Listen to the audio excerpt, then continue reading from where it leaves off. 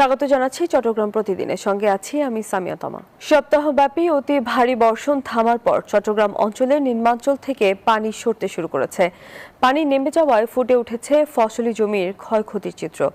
ঘরবাড়ি, ফসলি জমি, মাছ ও গবাদি পশুর খামারে বড় ধরনের ধসের ছাপ রেখে গেছে বন্যা। নয়নবরবাজার তথ্যচিত্রে ডেস্ক রিপোর্ট। সব শেষ ভাই, আমরা এখন নিঃস্ব ভাই। এখন কি করবো ভাই? আমাদের যা আছে যা সম্বল এখানে ঢেলে দিছে ভাই, সব চলে গেছে ভাই। এভাবে হাও হুতাশ করছে বাঁশখালীর গুনাগড়ির ফোরখান। হঠাৎ বন্যায় 5টি পুকুরের মাছ চলে গেছে খালে বিলে। চট্টগ্রাম অঞ্চলে বন্যা বিধ্বস্ত ক্ষেত খামার, ক্ষতবিক্ষত মৎস্য ভাণ্ডার। সবচেয়ে বেশি ক্ষতি বাঁশখালী ও সাতকানিয়ায়। পানিতে ভেসে নষ্ট হয়ে গেছে হাজার হাজার হেক্টর জমির কৃষি ফসল। মাছ গেছে কই ফজর থেকে, তারপর কুলার ফার্ম একটা আছে 1000 কুড়ে গেছে কই, তারপর জমিনের নষ্ট হয়ে গেছে। অবর্ণনীয় মানে বলতে কি শুধু ভরানোর কাপড় চোপড়গুলো আছে সবাই, টাকা পয়সা আর্থিক বলতে কিছু নেই। আর যাদের গল্প সেগুলো মাটি নিচে গেছে, আর যেগুলো গল্প নেই ওগুলো পচে নষ্ট হয়ে গেছে, ধান চাল সব নষ্ট হয়ে গেছে। কৃষি সম্প্রসারণ ও মৎস্য অধিদপ্তরের তথ্য মতে 3 পার্বত্য জেলা সহ চট্টগ্রামের বাঁশখালী, লোহাগাড়া ও সাতকানিয়া উপজেলার কৃষি, সড়ক, মৎস্য ও প্রাণী সম্পদ খাতে ক্ষতির পরিমাণ প্রায় 158 কোটি 61 লাখ টাকার বেশি। আমাদের টোটাল এই সময় চট্টগ্রাম জেলার মধ্যে 50,571 হেক্টর জমি কিন্তু ফসলি জমি ছিল এই সিজনে। তার মধ্যে 15,930 হেক্টর জমি কিন্তু প্রাথমিকভাবে আক্রান্ত হয়েছে। মাছ চাষের একটা উত্তম সময় বর্ষাকাল, এবং আমাদের প্রায় প্রত্যেক চাষি তাদের পুকুরে মাছ মজুত করেছে, এবং এই বন্যার ফলে প্রায় প্রত্যেকটা পুকুরের মাছ ম্যাক্সিমাম মাছ বের হয়ে গিয়েছে। তারা ভয়াবহ ক্ষতির সম্মুখীন হয়েছে। অনেক এলাকায় এখনো পানি থাকায় মাঠ পর্যায়ের মূল্যায়ন শেষ হয়নি। ফলে চূড়ান্ত হিসাবে ক্ষয়ক্ষতির পরিমাণ আরো বাড়বে বলে জানিয়েছেন সংশ্লিষ্ট কর্মকর্তারা। Desk report, news 24। থেমেছে বৃষ্টি ও পাহাড়ি ঢল, ধীরে ধীরে নেমে যাচ্ছে বন্যার পানি। দুর্গত মানুষের ঘুরে দাঁড়ানোর চেষ্টার সাথে প্রকৃতিও যেন ফিরে পাচ্ছে তার চিরচেনা রূপ। ধুয়ে মুছে সতেজ হয়ে উঠছে পাহাড়, বন আর সবুজের বিস্তীর্ণ জনপদ। মেহেদী হাসান সুমনের ক্যামেরায় নাইমাল চিকর প্রতিবেদন। কয়েকদিন আগেও যেখানে ছিল শুধু অথই পানি, সেখানে এখন উকি দিচ্ছে সবুজ ঘাস। বৃষ্টিতে ধুয়ে যাওয়া গাছের পাতায় ঝলমল করছে সকালের রোদ। পাহাড়ের ঢালে জমে থাকা কুয়াশা আর নীল আকাশের মেলবন্ধন যেন এঁকে দিচ্ছে এক নতুন ক্যানভাস। বনের ভেতরে আবার শোনা যাচ্ছে পাখির কিচিরমিচির। প্রজাপতির ডানায় রং ছড়িয়েছে নতুন সকাল। ঝিরিছড়া আর ছোট ছোট জলধারাগুলো আবারও বইছে আপন গতিতে। চারিদিকে ছড়িয়ে পড়েছে ভেজা মাটির মাদকতাময় সৌরভ। প্রকৃতি যেন জানিয়ে দিচ্ছে ধ্বংসের মধ্যেও লুকিয়ে থাকে নতুন জীবনের সম্ভাবনা। বন্যার ক্ষতচিহ্ন মুছে না গেলেও সময়ের পরশে ফিরে আসছে প্রাণের স্পন্দন। প্রকৃতির হয়তো সবচেয়ে বড় শক্তি পুনর্জন্মের ক্ষমতা।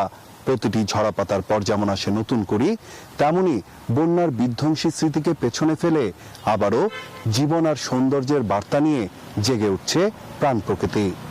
বান্দরবান থেকে নাইম আলচিকো, নিউজ 24।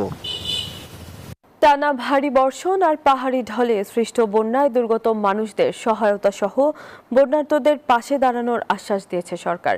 সকালে ক্ষতিগ্রস্ত কক্সবাজারের চকরিয়া ও মাতামুহুরী উপজেলায় বন্যা কবলিত মানুষের খোঁজ খবর নেন স্বরাষ্ট্রমন্ত্রী।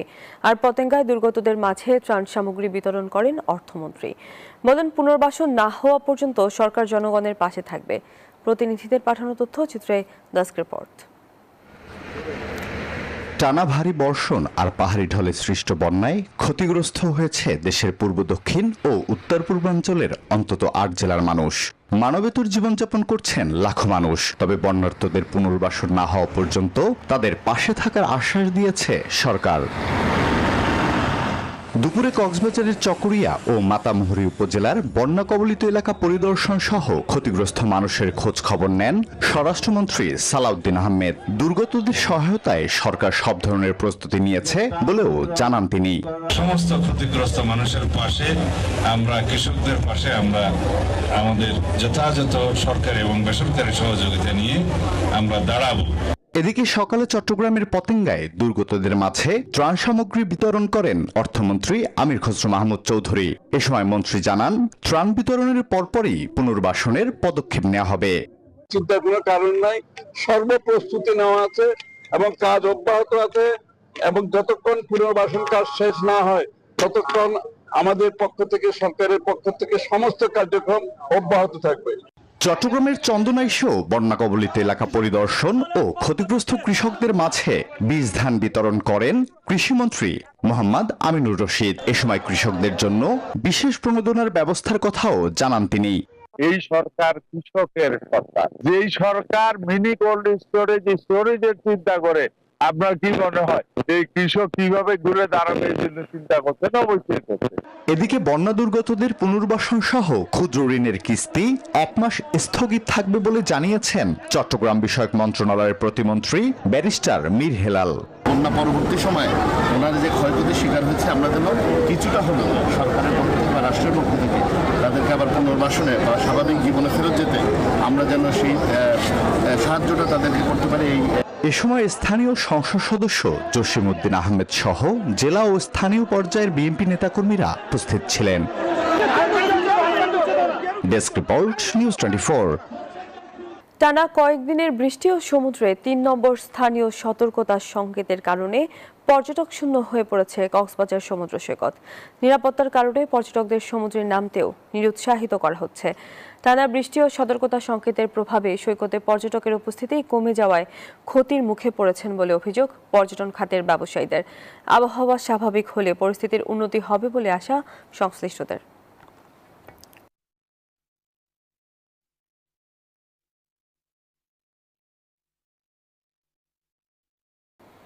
দর্শক, আবহাওয়া নিয়ে কক্সবাজার থেকে বিস্তারিত জানিয়েছেন সহকর্মী ইরফানুল হাসান। 3 নম্বর সতর্কতা সংকেত আর সমুদ্র পারে তীব্র বাতাস।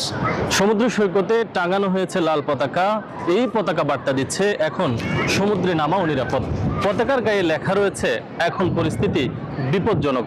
কিন্তু আজকে ছুটির দিনে কক্সবাজার সমুদ্র সৈকতে যারা দেশের বিভিন্ন প্রান্ত থেকে ঘুরতে আসছেন তাদের অনেকেই আসলে সমুদ্র সৈকতে নামছেন এবং অনেকেই একেবারে সমুদ্র নেমে গোসল করার মতো দৃশ্য আমরা দেখতে পাচ্ছি। কিন্তু এখানকার যারা লাইফগার্ডের কর্মীরা রয়েছেন তারা বেশ সতর্কতার সাথে পর্যটকদেরকে নিরুৎসাহিত করছেন সমুদ্রে না নামার জন্য। কিছুক্ষণ আগে কক্সবাজার সমুদ্র সৈকতে কয়েক সেকেন্ডের জন্য একটি টর্নেডো আঘাত এনেছে, যেখানে আসলে বেশ কিছু টিকটক চেয়ার এবং পর্যটক ক্ষতিগ্রস্ত হয়েছেন। যার ফলে এই যে টানা বৃষ্টিপাত হচ্ছে, কক্সবাজারে টানা 1 সপ্তাহ বৃষ্টিপাতে বন্যা পরিস্থিতির সৃষ্টি হয়েছিল এবং কক্সবাজার সমুদ্রে পর্যটক আনাগোনা একেবারে থমকে গিয়েছে। আজকে ছুটির দিন, অন্যান্য সময় ছুটির দিনে যে পরিমাণ পর্যটকের ঠাসা থাকে সমুদ্র সৈকত, আজকে আসলে পর্যটকদের উপস্থিতি বেশ কম এবং এর কারণ হিসেবে যে বিরূপ আবহাওয়া কক্সবাজারে চলছে, এর ফলেই কিন্তু পর্যটক আগমন কিছুটা ভাটা পড়েছে এবং পর্যটক আগমন ভাটা পড়ার কারণে এখানকার যারা হোটেল মোটেল ব্যবসায়ীরা রয়েছেন তারা মোটামুটি ব্যবসা কিছুটা ভাটা পড়েছে এমনটাই জানিয়েছেন। তবে কক্সবাজারে আগত পর্যটকদের নিরাপত্তায় এখানে লাইফগার্ড, ট্যুরিস্ট পুলিশ থেকে শুরু করে সবাই মোটামুটি কাজ করছেন। কিন্তু ইতিমধ্যে কক্সবাজারে যে বন্যা পরিস্থিতির সৃষ্টি হয়েছিল, এই পরিস্থিতির ফলে এখন আসলে পর্যটকদের আগমন কিছুটা ভাটা পড়েছে এবং এই বর্ষাকাল পর্যন্ত পর্যটকের ভাটা থাকতে পারে। তবে বিরূপ পরিস্থিতির সৃষ্টি হলেও, পরিবেশের বিরূপ আবহাওয়া থাকলেও এখন পর্যন্ত কক্সবাজারে কোনো ধরনের ক্ষয়ক্ষতি কিংবা সমুদ্র সৈকতে কোনো প্রাণহানির খবর আমরা পাইনি। সব মিলিয়ে সমুদ্র সৈকতে পর্যটকরা বেড়াতে আসছেন এখন পর্যন্ত নিশ্চিত নিরাপত্তায়। এই ছিল কক্সবাজার থেকে আবহাওয়া পরিস্থিতির সবশেষ খবরাখবর। বৃষ্টি ও পাহাড়ি ঢলের কারণে পানি বাড়ছে রাঙামাটির কাপ্তাই হ্রদে। এই অবস্থায় হ্রদের পানি ছেড়ে দেওয়ার উদ্যোগ নিয়েছে কর্ণফুলী পানি বিদ্যুৎ কেন্দ্র কর্তৃপক্ষ। শনিবার গেট খুলে দেওয়ার কথা রয়েছে। পানি বিদ্যুৎ কেন্দ্র কর্তৃপক্ষ জানায়, বৃহস্পতিবার সন্ধ্যায় হ্রদের পানির উচ্চতা রেকর্ড করা হয় 103.91 ফুট মিন সি লেভেল। সর্বোচ্চ ধারণ ক্ষমতা 109 ফুট MSL। পানি বিপদসীমার কাছাকাছি চলে আসায় উজান ও ভাটি এলাকায় বন্যা নিয়ন্ত্রণ এবং সামগ্রিক পানি ব্যবস্থাপনার স্বার্থে বাঁধের স্পিলওয়ে গেট খোলার এই নির্দেশ দেওয়া হয়।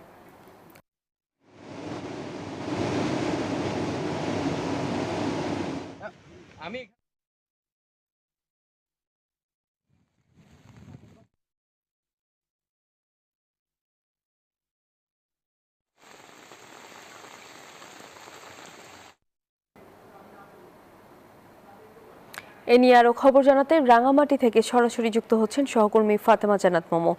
মোমো, কাপ্তাই হ্রদের পানি কি বিপদসীমা অতিক্রম করেছে কিনা জানাবেন। ধন্যবাদ তমা। কাপ্তাই হ্রদের পানি এখনো বিপদসীমা অতিক্রম করেনি, তবে কাছাকাছি এসেছে। যেহেতু বৃষ্টিপাত অব্যাহত আছে, যে কোনো মুহূর্তে কাপ্তাই হ্রদের পানি বিপদসীমা অতিক্রম করতে পারে। রাঙামাটি জলবিদ্যুৎ কেন্দ্রের তথ্য মতে আমরা জানতে পেরেছি 104.1 MSL পানি রয়েছে কাপ্তাই হ্রদে। যদি 109.00 MSL পানি থাকে তাহলে বিপদসীমা অতিক্রম করবে। তবে কাপ্তাই হ্রদের যে বাঁধ দিয়ে কাপ্তাই হ্রদ সৃষ্টি করা হয়েছে, সেই বাঁধের ভারসাম্য রক্ষা করার জন্য আগামীকাল শনিবার সকাল 11টায় 16টি গেটের 6 ইঞ্চি করে খুলে দেওয়া হবে এবং 9000 কিউসেক পানি কর্ণফুলী নদীতে ছাড়া হবে, যাতে কাপ্তাই হ্রদের যে পানির চাপ সেটি নিয়ন্ত্রণ করা যায়। পাহাড়ি ঢল নামছে, যেহেতু বৃষ্টিপাতও অব্যাহত আছে, যার কারণে পানিও বৃদ্ধি পাচ্ছে। আপনি দেখতে পাচ্ছেন কাপ্তাই হ্রদে থই থই পানি। এই পানির চাপ নিতে হিমশিম খাচ্ছে রাঙামাটি জলবিদ্যুৎ কেন্দ্রের যে বাঁধ, সে বাঁধ রক্ষা করার জন্যই প্রতি বছর বর্ষা মৌসুমে কিছু পানি কর্ণফুলী নদীতে ছেড়ে দেওয়া হয়। তাই আনুষ্ঠানিকভাবে আগামীকাল শনিবারে পানিটা ছাড়া হবে, যেহেতু কর্ণফুলীর তীরবর্তী মানুষ যারা বসবাস করে তারা যেন এই পানিতে ক্ষতিগ্রস্ত না হয় সে বিষয়ে কর্তৃপক্ষের পক্ষ থেকে বারবার মাইকিং করেও সতর্ক করা হচ্ছে, যারা উপকূলে বসবাস করে তারা যেন নিরাপদ স্থানে চলে যায়। এখন কাপ্তাই হ্রদের এখন পর্যন্ত বিপদ সীমা অতিক্রম করেনি বলাই চলে, যেহেতু পানির চাপ বাড়ছে। রাত পর্যন্ত অবজারভেশন করা হবে। রাত পর্যন্ত যদি বৃষ্টি থাকে তাহলে আগামীকাল সকাল 11টায় পানি ছাড়া হবে। যদি বৃষ্টিপাত না থাকে, পানির স্তর স্বাভাবিক থাকে, হয়তো ওদের এই সিদ্ধান্তটা পরিবর্তন করতে পারে। এবং এই কাপ্তাই হ্রদের পানি আসলে উজান থেকে নেমে আসে, যেহেতু রাঙামাটি একটি সীমান্তবর্তী এলাকা। কর্ণফুলীর মাঝখানে বাঁধ দিয়ে এই কৃত্রিম হ্রদটা সৃষ্টি করা হয় 1960 সালে। এই হ্রদের উপর নির্ভরশীল আসলে শুধুমাত্র জলবিদ্যুৎ কেন্দ্র নয়, এই হ্রদের উপর নির্ভরশীল 6টি উপজেলার যোগাযোগ ব্যবস্থা, কৃষি এবং পানির যে চাহিদা সেটি, যার কারণে বর্ষা মৌসুমে পুরো যৌবনে ফিরে আসে কাপ্তাই হ্রদ, যার কারণে 6টি উপজেলার নৌ ব্যবস্থাও সচল হয়েছে। রাঙামাটির যে পানি সংকট ছিল সেটি পূর্ণ হয়েছে এবং 232 মেগাওয়াট বিদ্যুৎ উৎপাদন হচ্ছে বলে জানিয়েছেন জলবিদ্যুৎ কেন্দ্রের কর্তৃপক্ষ। এভাবে কাপ্তাই হ্রদের পানি যদি স্বাভাবিক থাকে তাহলে বিদ্যুৎ উৎপাদনের সংকট হবে না, পানির চাহিদারও সংকট হবে না। তো রাঙামাটি থেকে এই ছিল আমার কাছে সর্বশেষ তথ্য। ফিরে যাচ্ছে স্টুডিওতে। তমা। মোমো, ধন্যবাদ আপনাকে। চট্টগ্রামের বাজারে হু হু করে বাড়ছে সবজি সহ মাছ মাংসের দাম। আলু ও কাঁচা পেঁপে ছাড়া 60 টাকার নিচে কোনো সবজি নেই। 200 টাকা কেজিতে বিক্রি হচ্ছে টমেটো। বাজার নজরদারি বৃদ্ধির দাবি ক্রেতাদের। রতন দাসের ছবিতে চট্টগ্রাম থেকে নয়ন বড়ুয়া জয়ের রিপোর্টে বিস্তারিত। বৃষ্টি ও বন্যার প্রভাব পড়েছে চট্টগ্রামের বাজারে। বেড়েছে শাকসবজি, মাছ, মুরগি ও ডিমের দাম। 80 থেকে 100 টাকা কেজিতে বিক্রি হচ্ছে বেগুন, বরবটি, ঢেঁড়স, কাঁকরোল, পটল সহ বেশিরভাগ সবজি। বন্যার অজুহাতে ব্যবসায়ীরা নানা দিক থেকে এটা দাম বাড়িয়ে নিচ্ছে এবং এইটা আমার মনে হয় এটা আলটিমেটলি এটা পাবলিকের উপর কিন্তু সাফার করতেছে। বৃষ্টি ও বন্যার অজুহাতে দাম বেশি নিতে বাধ্য হচ্ছেন বলে জানান বিক্রেতারা। বন্যার কারণে চারিদিকে একটু ক্ষয়ক্ষতি হয়েছে, তো যার কারণে একটু সবজির দাম বৃদ্ধি পাইছে। এদিকে মাছ মাংসের চড়া দামে দিশেহারা ক্রেতারা। লইট্টা মাছের কেজি 250 টাকার নিচে নেই। ইলিশ তো আগে থেকেই বিত্তবানদের দখলে। সাগরের মাছ খুবই কম আসতেছে, সেই হিসাবে একটু মাছের দামটা একটু বেশি। সরবরাহ নাই, আর যা অল্প কিছু পাওয়া যায় সেটাও অনেক বেশি এক্সপেন্সিভ। কোয়ালিটির জন্য আমাদের এখানে 50 টাকা দাম বাড়তি। বেড়েছে ব্রয়লার মুরগি সহ সোনালী ও দেশি মোরগ মুরগির দাম। 1000 টাকায় বিক্রি হচ্ছে গরুর মাংস, 1250 টাকা কেজি খাসির মাংস। ব্রয়লারটাও কম আছে, তবে সোনালীটা আরেকটু আগে আরো কম ছিল, তো এখন কিছুটা বাড়তির দিকে আছে। খাসা চলতেছে 1000-950, আড্ডিয়ালা 750, 800 টাকা ওরকম চলতেছে। তবে প্রশাসনের নিয়মিত বাজার মনিটরিং না থাকায় নিত্যপণ্যের দাম নিয়ন্ত্রণে নেই বলে অভিযোগ ভোক্তাদের। Desk report, news 24। ভরা মৌসুম হলেও চাঁদপুরের আড়তগুলোতে ইলিশের আমদানি আশানুরূপ নয়। সাগর থেকে নদীতে ইলিশের স্বাভাবিক চলাচল ব্যাহত হওয়ায় জেলেদের জালে কম মাছ ধরা পড়ছে। ফলে সরবরাহ কমে দাম বেড়ে যাওয়ায় হতাশ ক্রেতা ও বিক্রেতা উভয়ই। খোকন কর্মকারীর তথ্যচিত্রে ডেস্ক রিপোর্ট। আষাঢ় শ্রাবণ ইলিশের ভরা মৌসুম। এ সময় চাঁদপুরের বড় স্টেশন ইলিশ অবতরণ কেন্দ্রে প্রচুর ইলিশ আসার কথা। তবে 65 দিনের সাগর অভিযান শেষে এবার সেই প্রত্যাশা পূরণ হয়নি। সরবরাহ কম থাকায় বাজারে দাম চড়া। ব্যবসায়ীদের দাবি, নদীতে নতুন চর জেগে ওঠায় সাগর থেকে ইলিশের চলাচল ব্যাহত হচ্ছে, তাই জেলেদের জালেও ধরা পড়ছে কম। গত বছর যেখানে প্রতিদিন 5 থেকে 600 মণ ইলিশ আসতো, এবার তা নেমেছে 70 থেকে 80 মণে। এতে লোকসানের মুখে আড়তদার ও বিক্রেতারা। গত বছরে এই সময় মাছ ছিল 400-500 মণ মাছ প্রতিদিন ছিল গত বছর, আর এই বছরে মাছ নাই তেমন। আসলে চাঁদপুরের লোকাল নদীতে কোনো মাছ নাই, যেমন হাতিয়ার মাছ এসেছে। এদিকে ভরা মৌসুমেও দাম না কমায় হতাশ সাধারণ ক্রেতারা। এই সময় সিজনের সময় দামটা কম, অথচ আইসে দেখি অনেক দাম। এখানে মাছ কিনতে আসছে দেখি যে প্রচুর পরিমাণে দাম মাছের। পাইকারি বাজারে আকার ভেদে ইলিশের দাম 900 থেকে 3100 টাকার মধ্যে।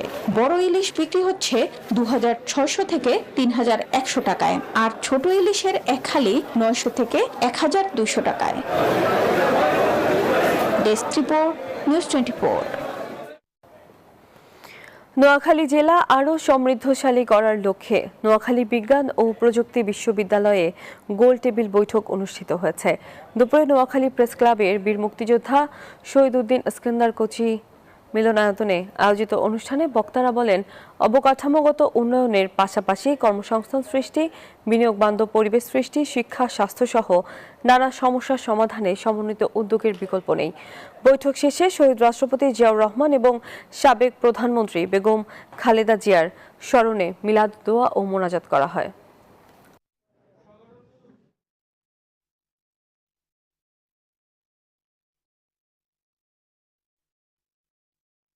আর এই ছিল নিউজ 24 চট্টগ্রাম প্রতিদিনের সংবাদে। এতক্ষণ সঙ্গে থাকার জন্য ধন্যবাদ।